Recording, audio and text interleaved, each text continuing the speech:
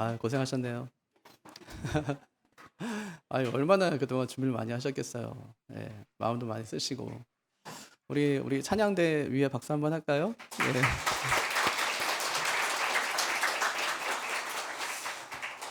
어, 성탄절은 참 좋은 날이죠, 그죠? 네, 우리 옆 사람과 한번 인사 한번 할까요? 메리 크리스마스 이렇게 요 예, 앞뒤로도 한번 하죠. 앞뒤로도 메리 크리스마스 한번 인사하죠. 네. 크리스마스는 예수님이 태어나신 날이에요.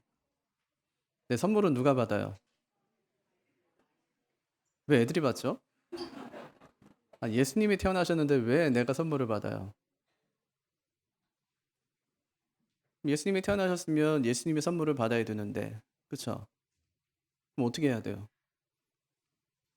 내가 안 받고 예수님이 선물 받으려면 어떻게 해야 돼요? 예수님께 내가 선물을 드려야 돼요. 드릴 수 있어요, 없어요? 아, 왜 없어? 있지. 어떻게 하면 돼? 아니, 목사님 죽으라는 얘기예요? 아니, 그게 아니라, 예수님이 하신 말씀이 있어요. 여기 마태복음 25장 40절에 보면 이렇게 말씀하셨어요. 임금이 대답하여 이르시되 내가 진실로 너희에게 이르노니 너희가 여기 내 형제 중에 지극히 작은 자 하나에게 한 것이 누구한테 한 거래요? 곧 내게 한 것이라 그렇게 말씀하세요. 예, 지극히 작은 자에게 한 것이 곧 내게 한 것이다 이렇게 말씀하세요. 그러면은 이제 예수님께 선물을 드리는 방법이 여기 나오네요, 그죠? 그러니까 누구한테 하면은 예수님께 드린 거라고요? 지극히 작은 자는 누굴까요? 여러분이 생각하는 지극히 작은 자는 누구예요? 여러분 주변에 있는 진짜 힘들고 어려운 사람들, 도움이 필요한 사람들 누가 있을까요? 누가 있어요? 제가 예전에 아주 오래전에 주일학교 아이들에게 설교할 때 그렇게 물었더니 어떤 아이가 그래요. 목사님, 저기 자기네 아파트에서 경비하는 아저씨들 예, 제가 선물 드리고 싶어요.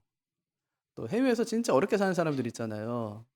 예, 여러분만한 나이인데 진짜 뭐 먹지 못해서 또 나쁜 물 마셔가지고 몸에 막 병 생기고 이런 아이들 있잖아요. 그런 아이들. 또 우리 주변에서 우리를 돕는 많은 분들이 계시잖아요. 우리는 사실 뭐 먹을 거 사갖고 먹고 막 껍데기 막 아무 데나 버리고 그런데 그걸 정리해 주시는 또 분들이 계세요. 예, 그런 분들. 이런 분들에게 좀 사랑을 나누면 어떨까 하는 생각을 아이들이 막 이야기하는 거예요. 우리 주변에 도움이 필요한 사람들. 그런 분들에게 한 것이 바로 예수님께 한 것이다. 이렇게 이제 말씀하셨어요. 그러니까 성탄절은 예수님이 탄생하신 날이니까 그럼 예수님께 선물을 받으셔야 되는데 예수님은 지금 어디 계세요? 하나님 나라에 계시고 우리 마음에 계시니까 어떻게 선물을 드릴 방법이 없네요. 그죠? 예수님께서 뭐라고 하시냐면 마태복음 25장에 뭐라고요? 지극히 작은 자에게 한 것이고 내게 한 것이다. 이렇게 말씀하시니까 우리 주변에 어려운 이웃들에게 선물을 드리는 것이 그것이 예수님께 선물을 하는 방법이다. 이렇게 우리에게 알려주셨습니다. 여러분 예수님께서 세상에 왜 오셨을까요? 여러분은 왜 왔어요? 살기 위해 왔어요? 아니면 죽기 위해 왔어요? 살기 위해 와요. 사람들은 살기 위해. 그래서 태어나면은 이제 100일 되면은 와 얘가 100일 됐구나 하고 잔치해 주고요. 돌 되면은 와 1년 살았네 하면서 막 이렇게 막 잔치해 주고요. 60년 살잖아요. 와 오래 살았네 더 사세요 이렇게 하고요. 70세에도 80세에도 계속 와 오래 사세요 오래 사세요 막 예, 만수무강하세요 이렇게 하거든요. 사람들은 보통 살기 위해 이 땅에 태어나요. 예수님은요 죽기 위해 이 땅에 오세요.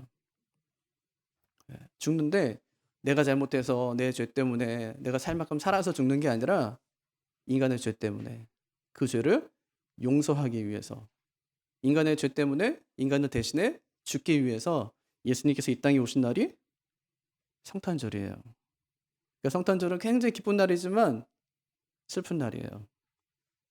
굉장히 감사한 날이지만 죄송한 날이에요. 그래서 초대교회 성도들은요 성탄절을 안 지켰어요. 예수님이 탄생하신 것을 우리는 막 기쁘게 하고 요새는 크리스마스라고 부르지도 않아요. 그냥 홀리데이래요. 그냥 즐거운 날이에요. 기분 나쁜 거예요. 성탄절 이러니까 죄인으로 예수님께서 오셨다고? 근데 왜 우리가 그날을 축하해야 돼? 기분이 나빠요.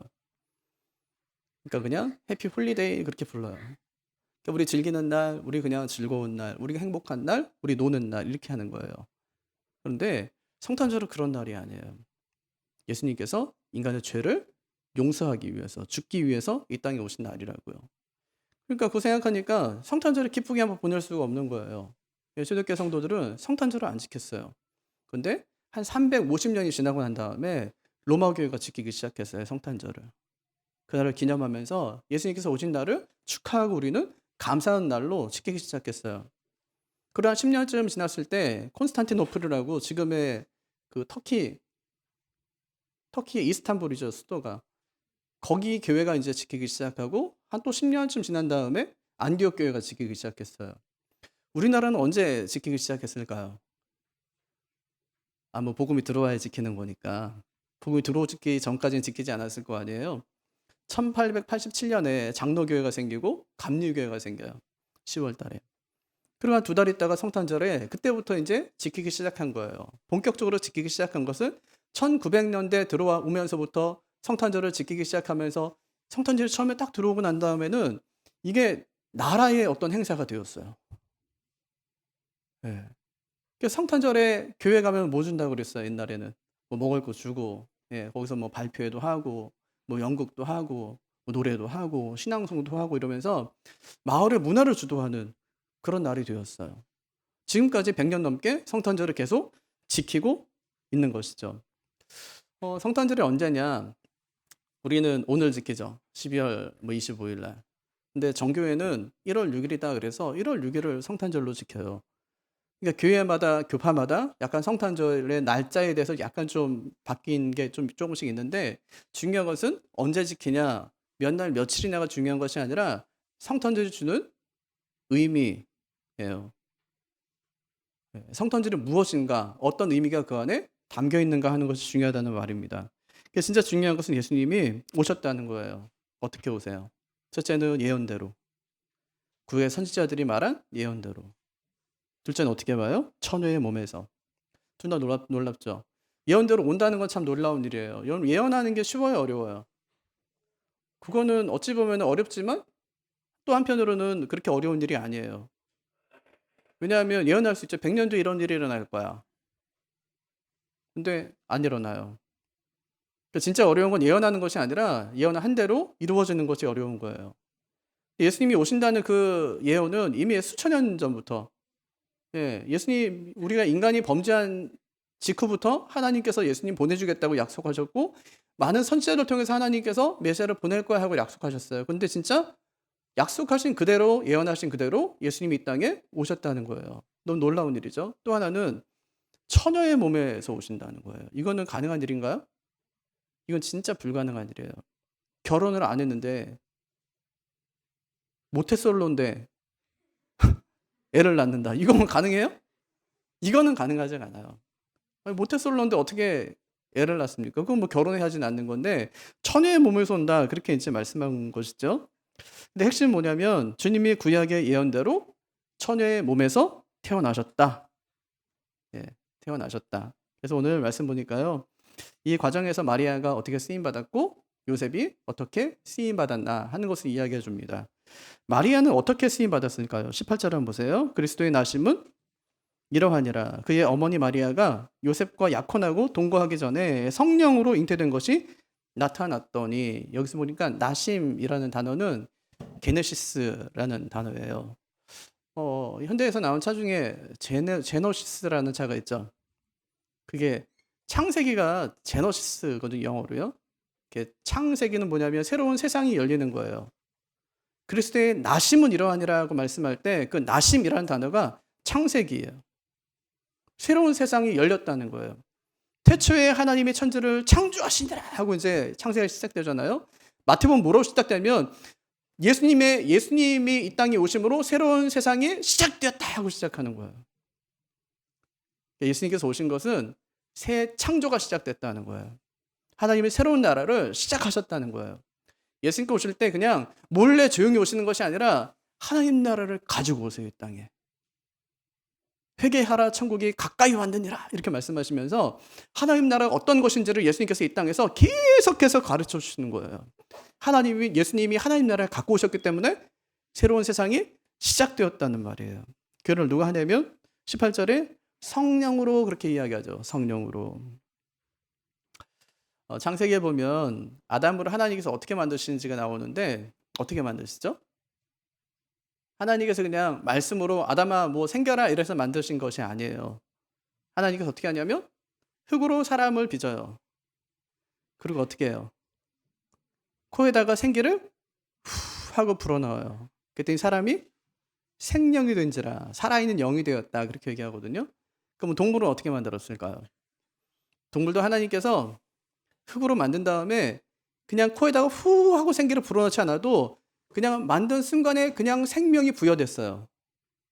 사람은 아니에요. 사람은 하나님께서 흙으로 만드신 다음에 코에 생기, 이게 숨이에요. 호흡 이런 뜻인데 이 숨으로 후 하고 불어넣으시니까 사람이 살아있는 영이 되었다 그렇게 이제 말하거든요. 그렇게 아담을 만드셨어요. 하나님께서. 그럼 예수님은 어떻게 오셨을까요? 예수님 처음에 하나님께서 아담을 만드실 때에 사람과 사람의 이 관계를 통해서 아담을 만드신 것이 아니라 하나님께서 그를 직접 만드셨듯이 예수님도 어떻게 와요? 사람과 사람의 관계에서 오는 것이 아니라 성령으로. 처음 사람 아담과 같이 두 번째 아담이신 예수님도 그렇게 성령으로 오시는 것을 오늘 말씀이 잘 보여주고 있는 것입니다. 그래서 아담은 하나님의 형상대로 만들어지죠. 예수님은 하나님이세요. 그러니까 하나님의 형상대로 만들 필요가 없어요. 그럼 예수님은 어떤 형상으로 와야 돼요? 사람의 형상으로 오는 거예요.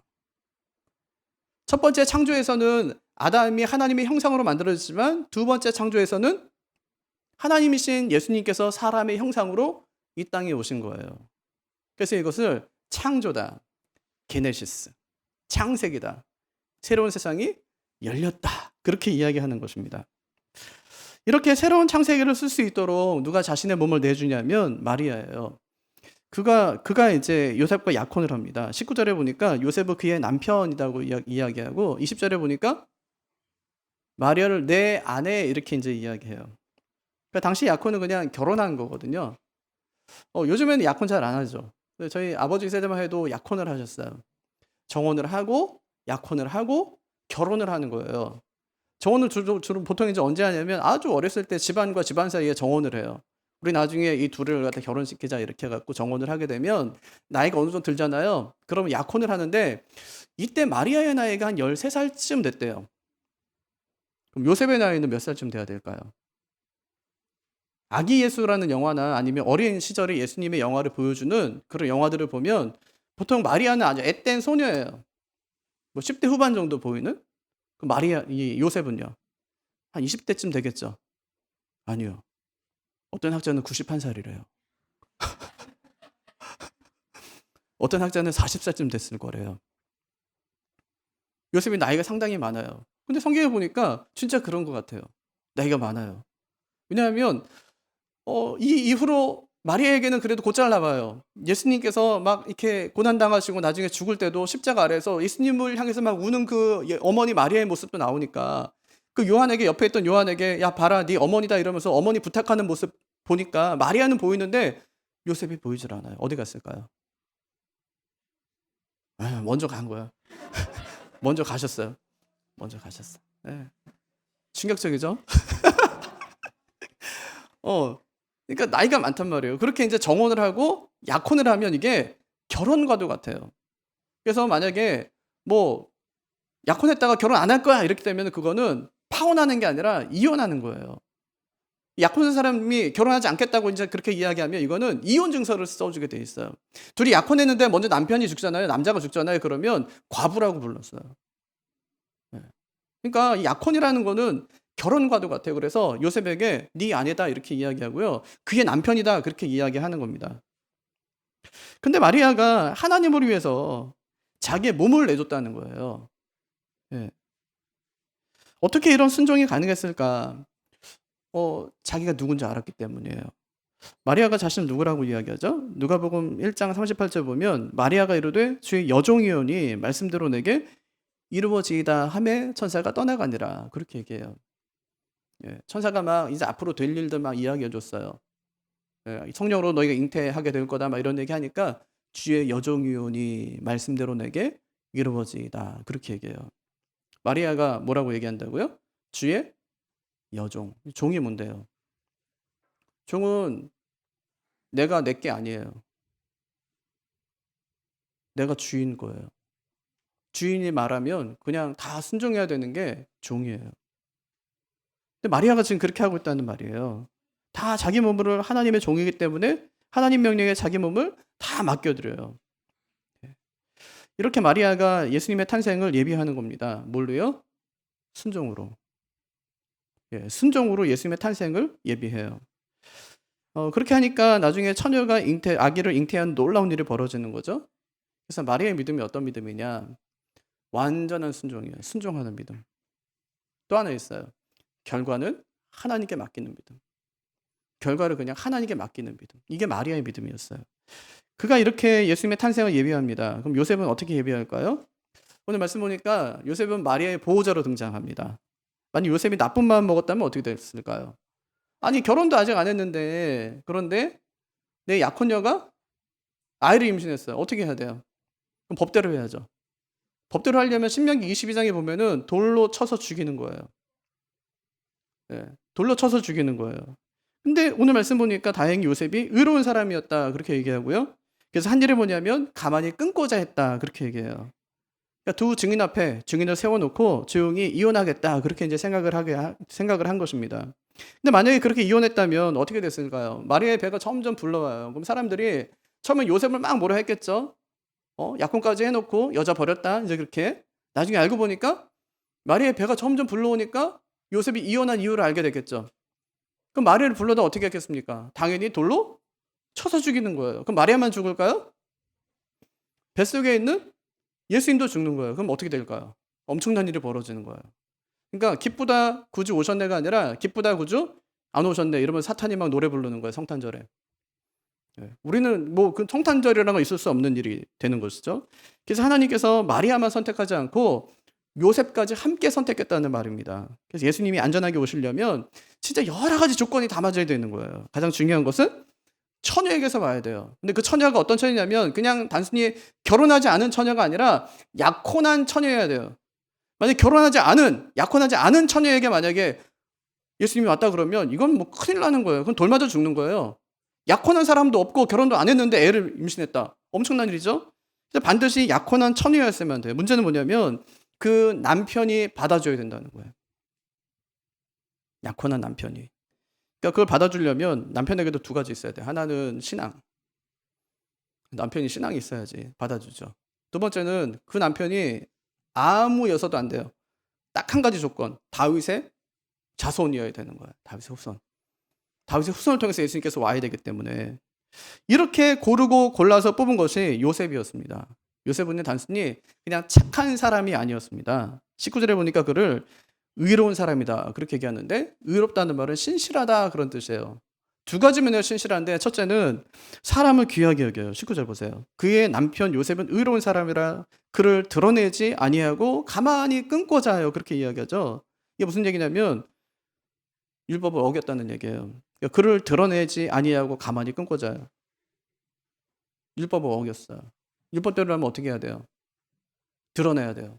이 여자가 부정합니다 하고 드러내야 되는데 그렇지 않아요.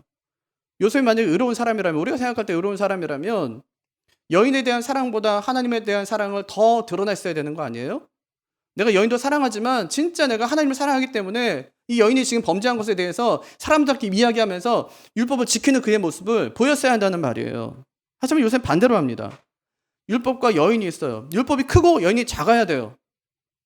근데 여인이 크고 율법이 작은 거예요.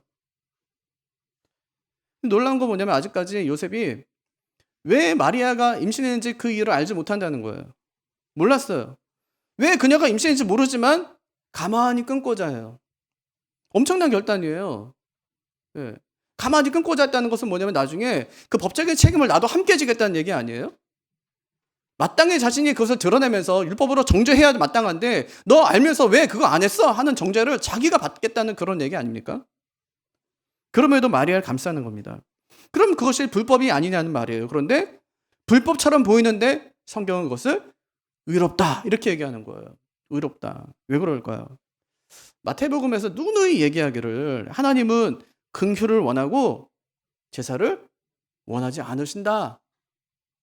그 말씀에 근거해서 지금 이 요셉이 행동하고 있는 것입니다. 성경은 그것을 의롭다 그렇게 이제 인정하고 있는 것이죠. 그래서 율법은 고발해야 의롭다고 하지만 복음은 가려주고 덮어줘야 의롭다고 하는 것입니다. 요셉이 마리아를 가려주는 겁니다. 하나님께서 그를 의롭다고 하세요. 이처럼 요셉은 사람을 귀하게 생각한 사람이었어요. 또 한 가지 있어요. 요셉은 말씀에 순종합니다. 20절 보세요. 이 일을 생각할 때에 주의 사자가 현몽하여 이르되 꿈에 나타난 거예요. 다윗의 자손 요셉아 내 아내 마리아 데려오기를 무서워하지 말라. 그에게 잉태된 자는 성령으로 된 것이니라. 예. 요셉은 사람도 귀하게 생각하지만 하나님 말씀에도 순종하는 사람이었습니다. 천사가 마리아가 어떻게 잉태됐는지 이야기해 주는 거예요. 잉태된 이유를 이야기해 줬어요. 그를 데려오기를 무서워하지 말라 그렇게 얘기하자 곧장 마리아를 데려옵니다. 24절. 요셉이 잠에서 깨어 일어나 주의 사자의 분부대로 행하여 그의 아내를 데려왔으나 아들을 낳기까지 동침하지 아니하더니. 이게 참 의미 있는 말인데요. 결혼했으면 동침할 수 있어요. 동침하지 마. 그렇게 말씀하신 적도 없어요. 내 아내 마리아 데려오기를 무서워하지 말라. 데려오라는 거예요. 그리고 그 뒤에 동침하지 마. 이런 말씀 하시지도 않으세요. 왜냐하면 예수님은 이미 성령으로 잉태되었기 때문에 그래요. 동침한다고 예수님이 갑자기 요셉의 아들이 되는 게 아니거든요. 이미 잉태되셨어요, 성령으로. 그 다음에는 영향을 줄 수 있는 아무것도 없습니다. 하지만 요셉은 그렇게 하지 않아요. 동침함으로 하나님의 거룩한 역사를 방해하려고 하지 않더라는 것입니다. 이것이 요셉의 의로움이었어요. 또 한 가지 요셉의 역할이 있어요. 아무리 의인이라도 인간의 구원을 이루는 일에 인간은 아무것도 할 수 없다는 것을 요셉이 보여주는 것입니다. 요셉은요, 시청각 교제였어요. 누굴 보여주냐면 아담을 보여주는 거예요. 아담은 남자의 대표죠. 요셉도 남자의 대표로 지금 마리아 옆에 서 있는 것입니다. 아무것도 할 수 없다는 거예요. 인간의 구원을 이루는. 예수님께서 이 땅에 오시는데 요셉이 아무것도 할 게 없다는 거예요. 옆에 그냥 서 있는 것입니다. 다만 메시아를 기다리면서 그분을 맞이하는 일을 지금 요셉이 하고 있는 것입니다. 그것을 보여주는 것이 요셉의 역할이에요. 그래서 요셉이 할 수 있는 일은 마리아를 불쌍히 여기는 일까지예요. 그녀를 감싸주는 일까지. 그것밖에 못해요. 그가 마리아를 받아들이고 메시아의 오심을 예비하는 것은 전부 하나님께서 하신 일입니다. 그러니까 중요한 것은 인간의 구원을 이루는 데 있어 진짜 중요한 것은 하나님이 다 하시는 거예요. 하나님이 다 하시는 거예요. 하나님이 그의 꿈속에 찾아가서 그를 설득하십니다. 그에게 믿음도 주시고요. 메시아를 예비하게 하십니다. 그래서 이렇게 주님이 오시는 길을 마리아와 요셉이 예비합니다. 마리아는 뭘로 예비한다고요? 순종으로 예비하고 요셉은요? 의로움으로 예비하는 거예요. 예수님 다시 오시겠죠? 우리는 뭘로 예비해야 될까요? 우리도 순종으로, 의로움으로 다시 오실 주님을 예비하는 것입니다. 주님이 오셨어요. 어느 가정에 오시던가요? 믿음의 가정에 오세요. 아무데나 오시는 것이 아니라 순종과 헌신이 있는 그 가정에 오십니다. 예수님이 누구신데요? 구원자세요. 천사가 아이의 이름을 지어줍니다. 21절에 아들을 낳으리니 그 이름을 예수라 하라. 이는 그가 자기 백성을 그들의 죄에서 구원할 자이심이라 그렇게 얘기하죠. 아이의 출생의 목적이 뭐라고요? 구원하는 것입니다. 구원. 사람을 죄에서 구원하는 일, 그 일을 하기 위한 것이었어요. 근데 그 일은 누구만 할 수 있다는 거예요? 하나님만 할 수 있다고요. 그래서 하나님께서 예수님을 이 땅에 보내십니다. 근데 이 일이 갑자기 된 일이냐? 그렇지 않다는 거예요. 22절, 23절. 이 모든 일이 된 것은 주께서 선지자로 하신 말씀을 이루려 하심이니. 이게 이제 700년 전에 이사야가 했던 말인데 앞으로 그런 일이 있을 것이다 했던 그 예언이 700년 뒤에 지금 이루어졌다는 얘기를 하는 겁니다. 그래서 이르실 때 보라 처녀가 잉태하여 아들을 낳을 것이요. 700년 전에 예언했다는 거예요. 이게 가능해요? 불가능한 것처럼 보였는데 그게 가능했다는 얘기예요. 그의 이름은 임마누엘을 하라 하셨으니 이를 번역한즉 하나님이 우리와 함께 계시다 함이라 그렇게 얘기했어요. 그러니까 예수님은 구약에서 메시아를 보내겠다 해서 오신 분이시다 하는 것을 보여주는 것이죠. 그분이 오셨어요. 그럼 중요한 게 뭘까요? 오셨는데 중요한 건 뭐예요? 그분이 우리를 구원하기에 충분하냐 하는 게 중요하겠죠. 예. 그분이 우리를 구원하기에 충분한가? 그래요. 어떤 사람들은 "왜 예수님만 인간을 구원할 수 있냐?" 이렇게 묻는 사람들이 있어요. 그건 다른 신들에게 없는 한 가지가 예수님께 있기 때문이에요. 그게 뭘까요? 오늘 말씀해 보니까 임마누엘이에요. 임마누엘. 이게 정말 중요한 얘기인데 인간을 구원하려면 초월성이 있어야 되고요. 내재성이 있어야 돼요. 초월성이 없으면 인간의 문제를 아무도 해결할 수가 없어요. 아니 자기도 나도 인간인데 어떻게 내 문제가 이렇게 엄청나게 큰데 다른 사람을 구원할 수 있겠어요? 그건 못 해요. 인간을 구원하려면 인간보다 큰 사람, 인간을 초월해 있는 사람이어야 되는 거예요. 석가모니나 공자는 뭐 사람이죠. 내재성은 있지만 초월성이 없죠. 인간이기 때문에. 예, 그렇기 때문에 다른 인간을 구원할 수가 없어요. 내재성 마찬가지인데 다른 종교의 신들도 다 초월성을 가지고 있습니다. 예를 들면 유대교의 여호와나 아니면 이슬람의 알라는 창조주고 심판주고 그렇거든요. 초월성을 가져야 하지만 내재성이 없어요. 신이 인간을 구원하러 이 땅에 온 적이 한 번도 없다는 얘기예요. 그래서 이들 종교에서는 인간이 자력으로 내 힘으로 구원을 받을 수밖에 없어요. 구원을 받기 위해서 선행도 해야 되고 계명도 준수해야 되고 해야 되는 거예요. 근데 이게 너무 고행에 따르기 때문에 이건 불가능해요. 거의 불가능한 얘기예요. 그래서 모든 종교의 공통점이 뭐냐면 자력 구원이에요. 내 힘으로 구원받는 거예요. 내 노력으로 구원받는 거예요. 하지만 기독교는 달라요. 우리는 우리의 힘으로 구원받지 않습니다. 예수 믿으면 구원받는 거예요. 그 일을 위해서 주님께서 오셨다는 얘기입니다. 예수님이 하나님이세요. 근데 그분이 우주보다 크신 초월자세요. 그가 인간의 몸을 입고 이 땅에 오셨어요. 우리의 죄를 짊어지고 십자가 올라가 죽으심으로 우리의 모든 죄를 또 우리의 구원을 완성해 주셨습니다. 이것이 내재성이에요. 초월성도 있지만 예수님께는 내재성도 있다고요. 그분은 하나님이시지만 동시에 인간이시라고요. 그래서 주님의 이름을 임마누엘이라고 한 것입니다. 이것이 주님이 유일한 구원자임을 우리에게 잘 보여줍니다. 말씀을 정리할게요. 예수님이 오셨어요. 마리아의 몸을 입고 이 땅에 오셨습니다. 마리아는 순종으로 예수님의 오심을 예비했어요. 요셉은 의로움으로 예수님의 오심을 예비했습니다. 주님께서는 우리의 구원자세요. 그러니까 우리는 주님을 어떻게 예비해야 될까요? 우리도 순종과 의로움으로 예비해야 합니다. 주님이 다시 오시는 그날 우리는 또 한 번의 메리 크리스마스 또 한 번 맞이할 거예요. 주님이 오신다. 주님이 오셨다는 그래서 주님이 오셨다고 할 때 우리가 메리 크리스마스를 또 한 번 경험할 겁니다. 그때까지 그리스도의 오심을 예비하는 남녀 종들로서 우리가 순종과 의로움으로 살아가게 되기를 주님의 이름으로 축복합니다.